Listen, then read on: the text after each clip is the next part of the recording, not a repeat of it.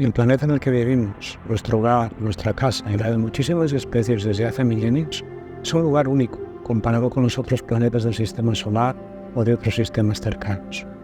La abundancia de agua, su temperatura media, el flujo de energía que recibe del Sol y, sobre todo, el equilibrio delicado entre la vida y el medio ambiente ha permitido una evolución en complejidad en la Tierra que hace que los humanos hayamos podido subsistir aquí desde milenios y nos permita seguir haciéndolo actualmente. Pero como sabemos, debido a la extracción sobre el medio ambiente y los ecosistemas, estamos alterando este equilibrio de lo que se conoce como sistema Tierra. Ese que incluye no solo el clima, sino la biosfera, los océanos, los sistemas de agua dulce y los casquetes polares y zonas heladas.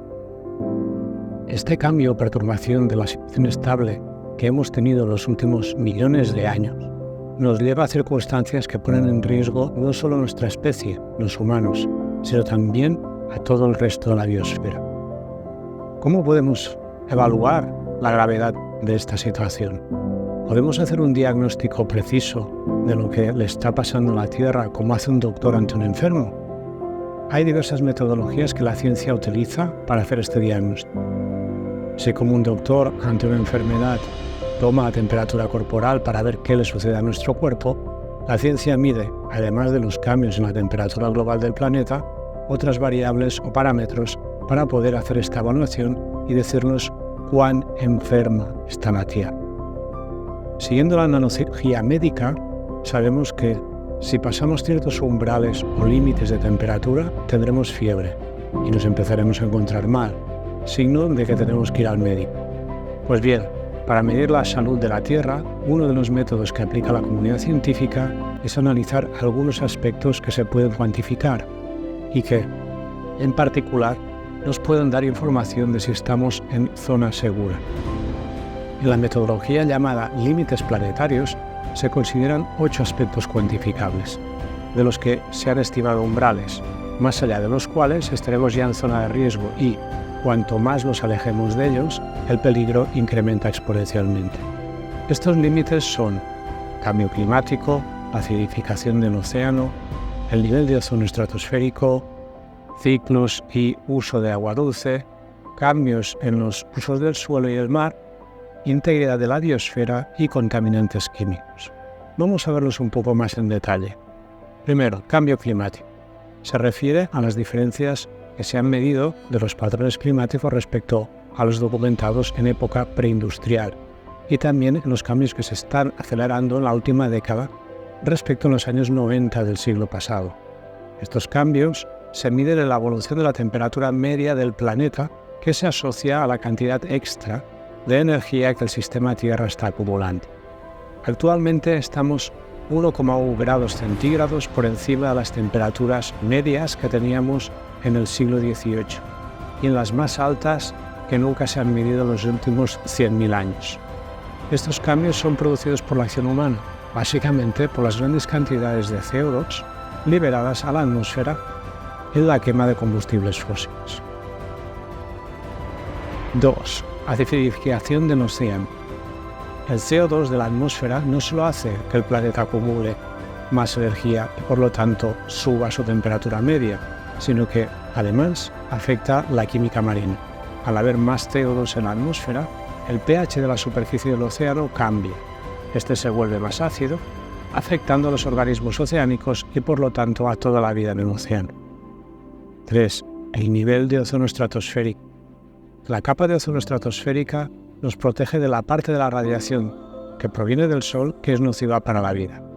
Las actividades humanas desde la revolución industrial generan compuestos que con el tiempo afectan esta capa, disminuyéndola, con el consiguiente riesgo para la vida en el planeta, ya que su acción de filtro se debilita porque absorbe entre el 97 y el 99% de la radiación ultravioleta que nos llega al planeta.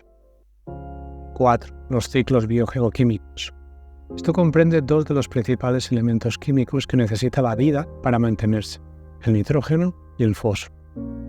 Debido al uso masivo de fertilizantes y el tratamiento de los desechos en la agricultura y la ganadería intensiva e industrial, hemos aumentado enormemente la cantidad que hay de estos elementos en la Tierra y en los océanos, con respecto a los que había antes de la revolución industrial. Por ejemplo, la cantidad de fósforo que va a parar a los océanos ha incrementado 10 veces respecto a la que se daba naturalmente por el proceso de erosión de las rocas. 5. Uso de agua dulce. En este caso, se subdivide en agua dulce en total y en el que se llama agua dulce verde, que es la que necesita el reino vegetal para poder mantenerse en buenas condiciones, lo que comprende la precipitación en tierra, la evaporación y la humedad del suelo. En este último caso ya hemos rebasado los límites seguros. 6. Cambio en los usos del suelo.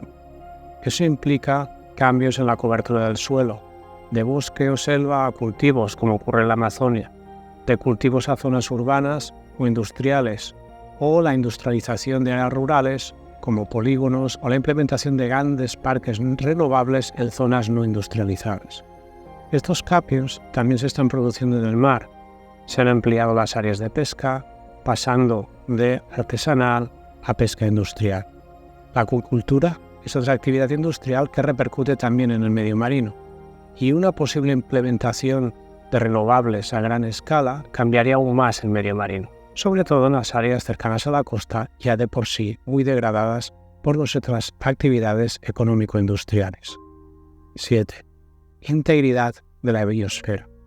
Junto con el cambio climático, es uno de los dos límites más importantes e interactúa con todos los otros aspectos o variables. Se mide en base a dos componentes: la diversidad genética y el mantenimiento de la biodiversidad. Estos dos componentes nos dan una idea clara de cómo los ecosistemas y la biodiversidad se están perdiendo y degradando. Finalmente, 8. Contaminantes químicos. Se refiere a las sustancias tóxicas bioacumulables, persistentes y que se dispersan en el ambiente fácilmente. Aquí entraría una amplia gama de sustancias desde, por ejemplo, subproductos debidos a la combustión industrial, como el metilmercurio u otros productos tóxicos químicos que pasan al aire o al agua directamente, o porque son compuestos con reacciones en contacto con la atmósfera, el suelo o el agua. Este aspecto variable también incluiría los microplásticos. Bien, de estos 8 aspectos, en 6 ya hemos cruzado los límites de seguridad y, con el tiempo, en lugar de mantenernos cerca del límite o volver hacia zona segura, nos estamos alejando más hacia los valores de alto riesgo para todo el sistema tierra. Algunos de los impactos más importantes a rebasar estos límites planetarios crean riesgos en la alimentación, provocando problemas de suministro de alimentos o seguridad alimentaria global, enfermedades como plagas en cosechas y epidemias, la necesidad de más energía y de recursos para mantener la producción de bienes básicos, como también infraestructuras. Una de las características que tiene el sistema Tierra cuando lo empujamos fuera de la zona segura en varios aspectos a la vez es que cada uno de estos límites planetarios interactúa con los demás. Por ejemplo, la integridad de la biosfera depende de un clima estable, de unos flujos de nitrógeno y fósforo que no rebasen ciertos límites, de un ciclo del agua que permita el mantenimiento de los ecosistemas o de que no haya contaminantes tóxicos que se propaguen o acumulen en los organismos, incrementando la mortalidad. Al mismo tiempo, la biosfera actúa de regulador del clima, regula el ciclo del agua e influye en los ciclos de nutrientes. Sí, llegado a cierto punto, esta degradación de la biosfera puede crear efectos en cascada que aceleren los cambios y las pocas variables que quedan dentro de los límites seguros los sobrepasen, llevándonos a un estado planetario muy diferente del actual que, seguramente, no será apto para la vida humana del planeta. Teniendo todo esto en cuenta, ¿cómo se presenta el futuro? ¿Qué nos dice la ciencia de las posibilidades que tenemos ante esta situación tan complicada? El Panel Internacional de las Naciones Unidas sobre el Cambio Climático propone 5 escenarios de evolución teniendo en cuenta los diferentes grados de implementación de las políticas que sugiere la ciencia para adaptarnos y mitigar el cambio climático. La recomendación es muy clara. Estamos ya muy cerca de un punto de no retorno. Con los principales indicadores que hemos comentado anteriormente rebasando la zona segura, solo nos queda esta década para actuar y, aún así, estamos ya sufriendo y sufriremos en el futuro los efectos de lo que ya hemos hecho en el pasado. De los 5 escenarios principales que el año pasado y el anterior proponía la ONU, si seguimos las tendencias actuales, hay mucha probabilidad de que rebasemos los 1,5 grados centígrados de incremento de temperatura media planetaria en este siglo, con lo que estaremos ya rebasando la zona segura de temperaturas medias. Esto acentuará las tendencias actuales de riesgo en la seguridad alimentaria, incremento de plagas y enfermedades, aumento de la mortalidad, inundaciones, sequías, tormentas violentas, etc., que conllevarán a riesgos de incidentes en infraestructuras y, debido a la subida del nivel del mar, riesgo en infraestructuras y en las áreas costeras. Estas condiciones llevarán a un riesgo mayor de inestabilidad social en las áreas más afectadas, pero también a nivel global, grandes movimientos migratorios, hambrunas y guerras. Por otro lado, la globalización requiere de un consumo creciente de recursos energéticos y materiales que implica seguir explotando e industrializando áreas que actualmente aún no lo están, con la consiguiente destrucción masiva de ecosistemas e incremento de la contaminación, que ya supone un riesgo para la salud con los plásticos, metales pesados, compuestos químicos tóxicos y otros. Como hemos visto, este funcionamiento ha hecho que crucemos los límites seguros de muchos de los indicadores principales, mostrándonos que el planeta está gravemente enfermo. Además, el sistema actual, basado en el mercado y la monetización de cualquier aspecto social, sea este material o funcional, implica una competencia y cosificación creciente de personas, animales y ecosistemas en una relación cada vez más injusta y desigual. Para evitar las peores consecuencias y, sobre todo, adaptarnos a las nuevas condiciones del futuro inmediato, necesitamos cambiar profundamente la manera que tenemos de funcionar tanto a nivel individual como colectivo. Tenemos que transformar un sistema socioeconómico basado en la competencia, la dominación de la naturaleza, el acaparamiento de recursos y la codicia, en otro que tenga en cuenta que somos una parte integrante y en igualdad de condiciones del ecosistema, junto con el resto de seres. Tenemos que ir hacia una socioeconomía que no priorice al individuo consumidor como centro de la sociedad. Este cambio debe ir acompañado de una transformación social, y aquí surge un gran interrogante. ¿Qué guía? ¿Qué visión podemos tomar para llevar a cabo esta profunda transformación individual y social?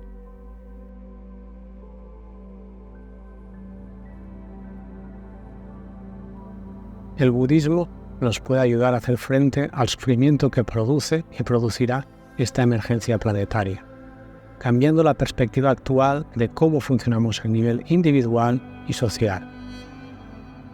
Esta nueva perspectiva podría apoyarse en 2 aspectos.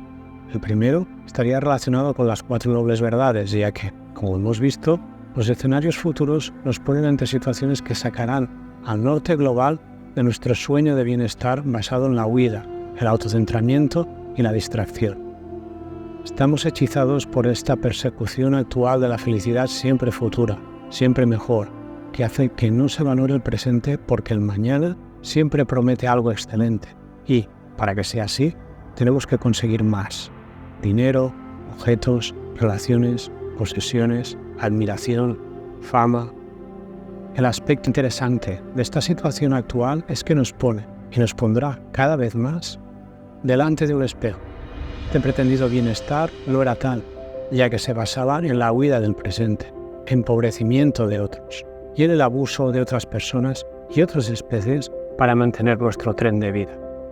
Aquí es donde las 4 nobles verdades pueden aportar mucho, ya que, reconociendo el sufrimiento, nos ayudan a ver que el aferramiento a esta ilusión que daña al ser humano, al planeta y a todas sus especies es la causa, y que reducir este aferramiento a nuestra idea de felicidad mediante el octuple noble sendero aporta una vía a la gestión emocional que no depende de posiciones materiales, de poder o de dinero, sino que nos permite sentirnos parte de la naturaleza, percibir racional y emocionalmente lo que la ciencia hace décadas intelectualmente nos dice, Somos parte de un todo, de una red invisible que nos conecta mediante acciones, palabras y pensamientos. Desde esta perspectiva, podremos llegar a la realización de que el sufrimiento de otros es el nuestro, que tenemos que trabajar para reducirlo y que la alegría de otros también es la nuestra, que nuestro vivir sirva para ayudar a construir un futuro iluminado para todos los seres.